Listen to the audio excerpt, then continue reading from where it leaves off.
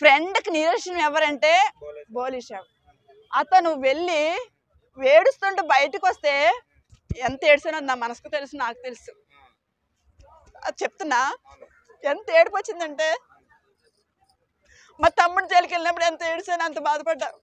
పల్లెప్రసాద్ మా తమ్ముడు, కానీ మా తమ్ముడు ఎవరు తీసుకురారేమో. చాలా మంది ఫోన్ చేసి నాకు ఏమని చెప్పారంటే, మీ తమ్ముడు ఇంక రాడు, మీ పల్లెప్రసాద్ రాడు, మీ పల్లెప్రసాద్ నెగ్గించుకున్నావు కదా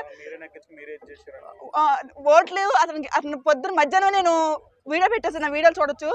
నా పల్లెప్రసాద్ నెగ్గాడు, వచ్చిందని మా తమ్ముడు చెప్పాడని చెప్పా. కానీ అప్పటికైనా కానీ నెగ్గుతో నాకు ఉంది, లోపల ఉంది. ఆ రోజు మా ఓడు జైలుకి వెళ్ళాడంటే మా తమ్ముడు, నేను ఎంత ఏడుస్తున్నా అది నాకు తెలుసు.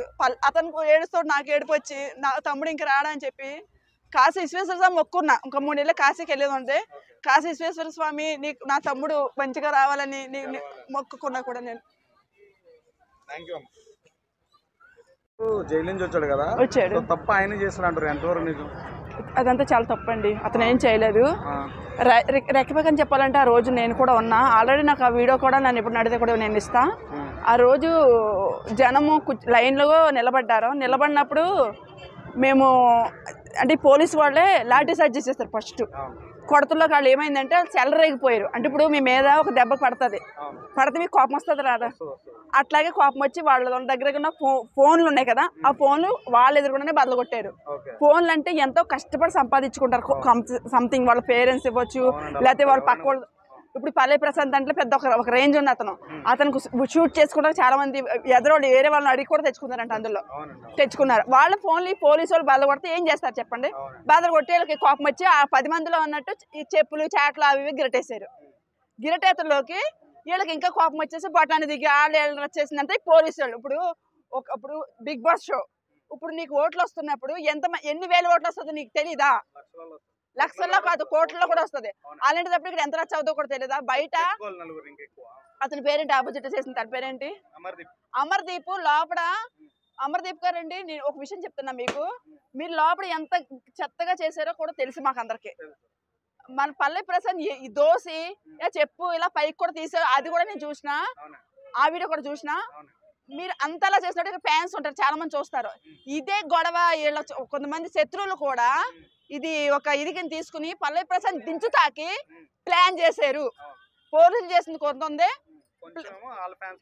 వాళ్ళు అమర్దీప్ ఫ్యాన్స్ వాళ్ళు వీళ్ళు చేసి, అంటే ఈ కొట్లాట్లో ఎవడైతే పైకి వస్తుందో వాడి మీదే పడుతుంది నాకు తెలుస్తుంది. ఎందుకంటే ఒకటి పైకి వస్తుంది తొక్కేయడానికి మన చుట్టుపక్కల ఉన్న వాళ్ళే వాళ్ళు అవసరమైతే వాళ్ళ చుట్టాల్లో కూడా పనిచేయచ్చు, తెలుసుగా. అలాగని చెప్పి ప్లాన్ చేసేసారు తప్పితే అమర్దీప్ అయితే. ఇప్పుడు అమర్దీప్ ఫ్యాన్స్ చేశారు, ఓకే. నేను ఇదిగో పవన్ కళ్యాణ్ ఫ్యాన్, పవన్ కళ్యాణ్ కాదు ప్రభాస్ ఫ్యాన్.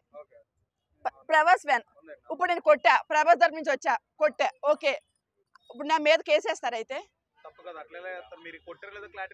క్లారిటీ లేకుండా ఎలా చేస్తారు అని పల్లెప్రసాద్ ఫ్యాన్ కొట్టారని చెప్పి గ్యారెంటీ ఏముంది అక్కడ? మరి వాళ్ళు ఎక్కలేదుగా, వాళ్ళు ఓడిపోయారు కదా, అందుకయ్యారు. అక్కడ ఆల్రెడీ అమర్దీప్ ఫ్యాన్స్ పవర్ ఇది మన పల్లెప్రసాద్ ఫ్యాన్స్ అంటారు. మొత్తం అలాగైతే బిగ్ బాస్ నాగార్జున సార్తో సహా వేయాలి. ఎందుకంటే నాగార్జున సార్ తప్పుగా అనుకోద్దు, నాగార్జున సార్ ఇంతమంది వస్తున్నప్పుడు పోలీస్ బటన్ ఏంటి, సెక్యూరిటీ ఎక్కువ తీసుకెళ్ళి దాని మీద చెయ్యాలి. ఎందుకంటే కష్టపడి అంటే మన రైతు బిడ్డ కోసం ఎంతమంది వస్తారు? సామాన్యులు, మేమందరం సామాన్యులం కాబట్టి మాలాంటి ఒక సామాన్యుడు వెళ్ళి అక్కడ గెలిచాడంటే మాకు కూడా ఆనందం. అట్లాగని చెప్పి మా ఫ్రెండ్స్తో దెబ్బలాడి మరి ఓట్లు ఏం ఎందుకంటే ఒక సామాన్యుడు పైకి రావాలి, సామాన్యుడు ఎంతవరకు రాలేదు. బిగ్ బాస్ లో అడిగెట్టిందల్లా పల్లెప్రసాద్ అడిగి పెట్టాలి. ఎంత కృషి చేసామంటే మా ఫ్రెండ్స్ మేము కొట్లాట్లు కొట్టుకుని మాట్లాడుకోవడం మానేస్తాం. అంత ఇదిగా పడిన అతను నెగ్గితే మేమందరం ఎందుకు వెళ్ళాం? గెలిపితే వెళ్తాం కదా. అక్కడ ఆడపిల్లలు సరే కొట్టినా పర్లేదు తిట్టినా పర్లేదు అని చెప్పి అంత దూరం ఎందుకు వెళ్ళాం? అంత శాస్త్రి 1 గంట దాకా కూడా అక్కడే ఉన్నాం. కానీ వెళ్ళాం. అక్కడ జరిగింది ఏంటంటే ఈ డిపార్ట్మెంట్ పెడతాం, అక్కడ ప్లానింగ్ చేసి వేరు వాళ్ళు గొడవలో ఈ ఈయన ఇన్వాల్వ్ చేశారంతే. ఇతనికి ఏ సంబంధం లేదు, ఇతని ఫ్యాన్స్ సంబంధం లేదు.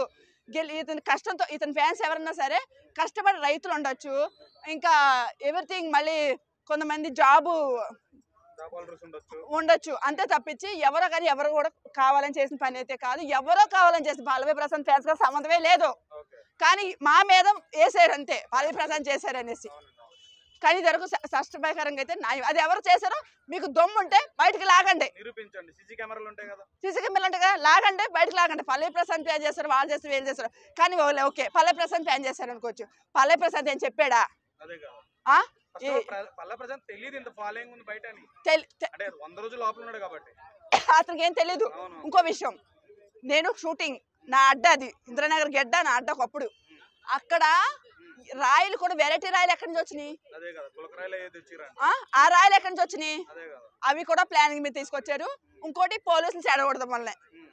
ఒక పోలీసు వాడు ఎవడైనా సరే ఒక అర్థం చేసుకోండి, ఎట్లా ఒక పిల్లోడు పల్లవి ప్రశాంత్ చూడడానికి ఎలా పరిగెత్తుకుంటూ వచ్చాడు. ఆ వీడియో కూడా నా దగ్గర ఉంది.